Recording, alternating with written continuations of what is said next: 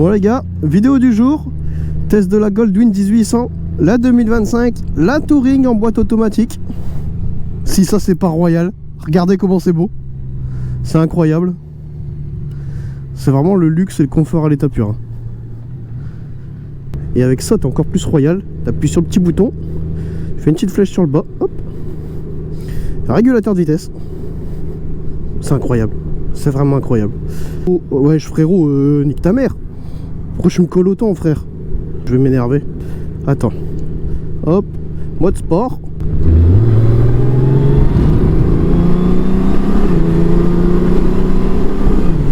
Voilà frérot, tu arrêtes de me coller, t'es vraiment chiant. Et on voit que ça marche. Ça marche très très bien même. Donc du coup plusieurs modes de conduite. Là on est en sport. Je vais laisser passer les voitures qui arrivent et après je vais faire une petite accélération quand même. Ça marche hein.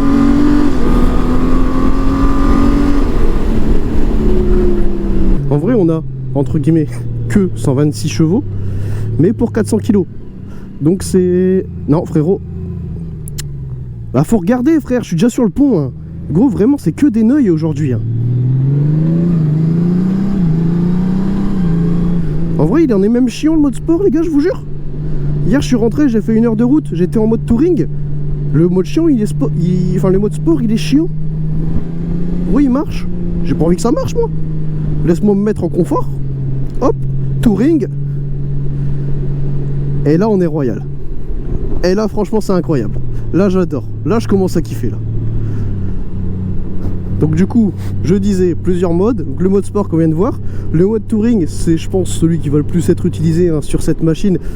On est bien. Il n'y a pas d'à-coup, ça monte pas dans les tours, ça passe les vitesses tôt. J'adore.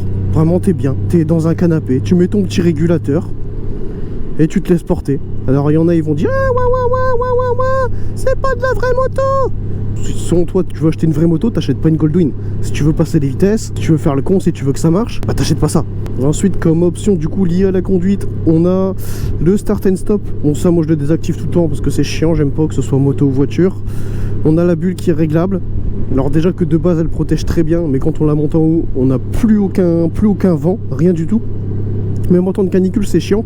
Honda ils ont même fait ce petit système là. En fait l'air il va passer pour le recevoir dans le casque en levant la petite opercule qui est juste là.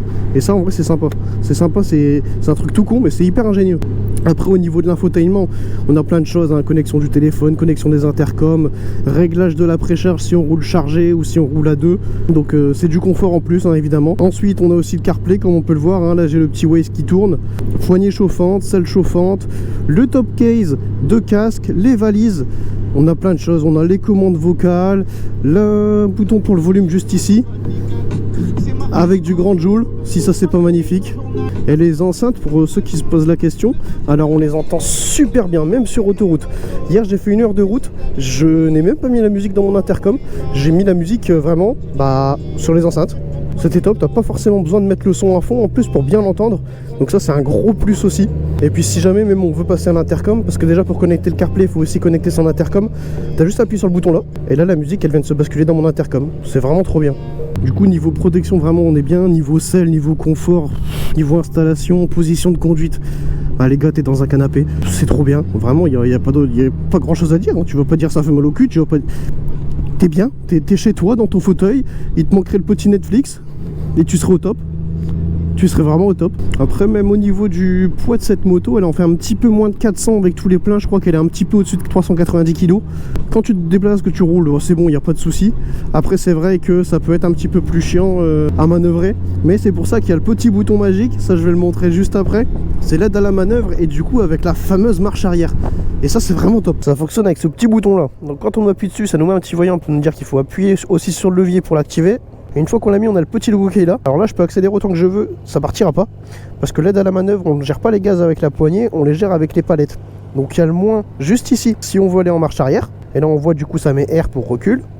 Et la moto va en marche arrière. Et oui la petite gâchette ici c'est la gâchette plus. Et là F pour front. Et là on va en marche avant. Donc c'est de mémoire il me semble 4-5 km/h. Enfin la vitesse à laquelle on marche quoi. Mais du coup ça nous assiste la moto si jamais on a besoin de la déplacer et pour qu'on soit moins gêné pour le poids. Et pour désactiver c'est pareil, on maintient le frein, on réappuie et après on réenclenche notre boîte auto pour partir. Ensuite au niveau de la boîte, bah, du coup c'est la boîte DCT de chez Honda. Donc boîte 7 rapport, c'est une bagnole, c'est une bagnole. On a une boîte 7, on a plusieurs modes. Si on veut, on peut passer en séquentiel pour gérer avec les palettes, avec le petit moins qui est là et le plus qui est juste derrière. La boîte couplée au mode de conduite, franchement selon comment on a envie de rouler, c'est top, c'est trop bien, vraiment c'est trop bien. C'est vraiment une moto de vieux, c'est même pas une moto de daron là, c'est vraiment une moto de retraité. Hein. Mais c'est trop bien, vraiment c'est trop bien. Ça avec un petit full tube là pour entendre le bon 6 à plat. Carrément les gens ils vont penser que c'est une Porsche qui arrive mon copain. Mais la route elle est flinguée, il y a des petits raccords de partout et tout. Et avec la suspension que c'est, le bazar, enfin tout, tu le sens même pas. C'est trop bien. C'est le truc chiant c'est quoi, quand on n'est pas habitué à la boîte auto. Tu vois là je m'attendais à ce qu'elle rétrograde des rapports un peu plus rapidement que ça. Mais là je viens de passer le rond-point en 4, je m'attendais à le passer en 3. Après niveau conso, je trouve que ça consomme un poil quand même. Et on a un moteur de 1800 cm3, donc forcément ça boit. Si on est tout le temps dans les tours, ça va boire. Si on reste en mode sport, ça va boire. Donc c'est aussi au dépend de la conduite de chaque personne. Même là on va faire un petit peu de ville, parce que j'en ai pas encore fait de la ville avec ça. Parce que là il est quelle heure là? Il y a un peu moins de 16 h.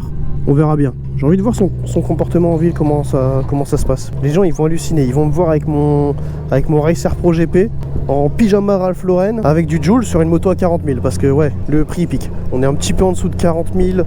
Après il y a une version Touring, une version Bagger qui existe. Là on est un petit peu moins cher, mais on n'a pas la suspension électronique, on n'a pas la selle chauffante, on n'a pas le top case, on n'a pas la béquille centrale non plus. Après le reste, l'entertainment, enfin l'infotainment, les commandes, la boîte, tout ça, tout est pareil. Mais toutes ces petites options là on les a pas. Même le bruit de cette moto, enfin c'est du 6 cylindres quoi, même d'origine ça chante bien. Il y a un beau bruit d'aspiration à l'avant. C'est un bruit qui est noble en fait. C'est vraiment le mot approprié. Puis tout est à portée de main. Il y a beau avoir 36 000 boutons, si je veux faire quelque chose, même sans forcément avoir l'habitude de connaître par cœur, bah ça va vite. Je veux changer mes modes, c'est là. Je veux passer en séquentiel, c'est là. Le régulateur est là. Là, je gère le volume, la hauteur de la bulle. Vraiment, tout est à portée de main. C'est trop bien. Et puis même en étant en boîte automatique, si on veut passer le rapport du dessus, on peut quand même. On appuie sur les gâchettes, on appuie sur moins si on veut moins, sur plus si on veut plus, même si on a sélectionné le mode automatique. Après, forcément, elle va gérer toute seule quand même. Mais comment ça, mon ref? Peut-être on est au Moyen-Âge, hein, je sais pas. Hein. Regardez, même à emmener, je suis à 30 km/h. Ça emmène tout seul malgré les quasiment 400 kg. C'est vraiment trop bien. J'aime pas rouler sur la bande du milieu avec les pavés. Les enceintes, elles marchent tellement fort, gros. Je suis à la moitié. Ça résonne de partout entre les bâtiments. En ville, c'est même pas gênant. Bon, après, il n'y a pas full circuit non plus. Mais tu vois, je m'arrête, je redémarre, je suis sur des pavés, c'est pas désagréable. Hein. Loin de là. Alors, le jeune pont, frérot, c'est pas le moment de t'effondrer. Parce que j'ai pas envie de devoir la payer, cette moto.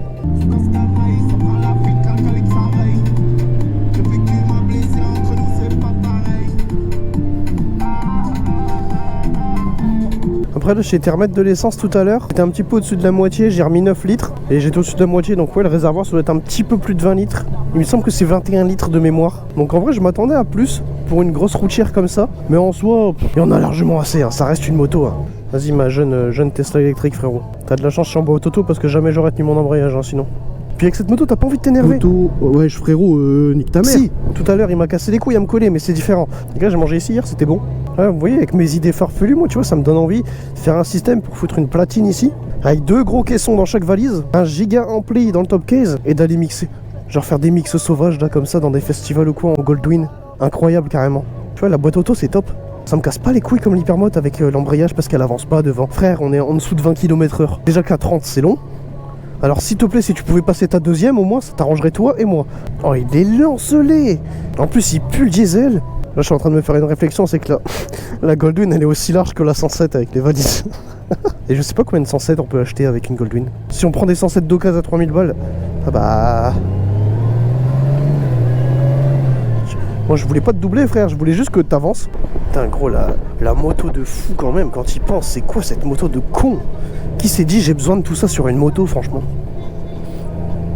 Oh, frangin, attention, hein. C'est con qu'elle m'ait pas coupé la route. J'aurais pu tester le freinage d'urgence carrément, mon copain. Tu vois là, des lignes droites comme ça, malgré que c'est une moto qui donne envie de rouler calme, là j'ai juste envie, c'est de passer en mode sport et puis...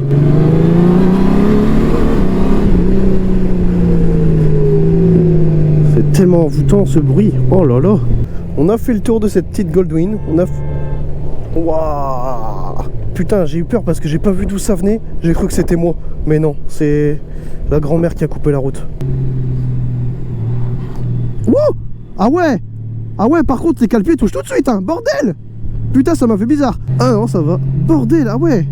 Je voulais allumer un peu pour montrer la maniabilité. Bah les gars, ça s'emmène très très facilement. J'ai à peine forcé, j'ai touché. Freinage. Bah, tu sens qu'il y a beaucoup de mordant, que ça freine très fort, mais tu sens qu'il y a aussi 400 kg à freiner. Donc l'un dans l'autre, le freinage est performant, mais... heureusement. En vrai, s'il y a personne qui s'insère devant moi, je vais quand même vous faire une insertion. Moi, je pourrais pousser le rapport, puis s'il y a personne, au pire, je m'arrête complètement, je fais un 0 à 130, hors taxe. Ah ouais, il tourne pas, yes, je vais vous faire une petite insertion. Allez hop, mode sport. Pas de tracker détecté, une fois à midi, suspecté. Je crois que je vais me faire une pause de temps histoire de suspecter. Je vais tout casser, c'est de l'exploit passé. Je passe en personne, par les gyros et les rats, j'ai été percé. Je suis pas les bosses, mais j'ai les grosses. En toi, tu pourrais faire danser les grosses. Pour les une corse, je mets toi le cross. Je vais faire un crack pour essayer de m'atroce. Je vais mettre ma. Ah ouais, je suis déjà. Gros, j'adore rouler avec cette moto, les gars. Mais c'est trop bien. Là, vous voyez les gars, le fait que tous mes potes sont motards, le fait d'être parti en vacances moto, le fait de travailler dans la moto, bah gros j'ai la moto H24 en tête. Et là j'en étais arrivé à un moment dans ma vie où je me disais bah merde c'est ma passion, mais ça commence à me casser les couilles tout le temps. Alors que pourtant j'ai un YZ 2,5 en supermoto, j'ai un Hypermote 950, genre des motos, bah tu te dis frère, tu t'amuses avec ça. Je sais pas, genre ça devenait pour moi comment dire, un peu trop quotidien la moto. De conduire avec ça, c'est tellement trop bien. Incroyable, parce que vraiment les dernières semaines quand je prenais la moto, je prenais vraiment la moto parce qu'en fait conduire en voiture ça me cassait les couilles parce que les gens ils savent pas rouler et ils me cassent les couilles sur la route. Donc au moins en moto je peux faire de l'interfile et ils me gênent moins.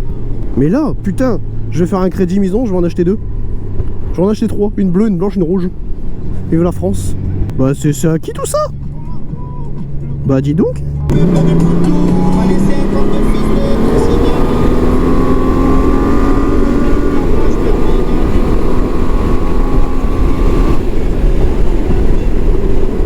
Je vais faire un petit mail aussi à nos gendarmes nationaux là. Moi je vous dis les gars, si vous vous retrouvez avec des Goldwyn, je postule. Alors passer ma journée là-dessus et puis contrôler les gens, bah putain, ah je kifferais ma vie.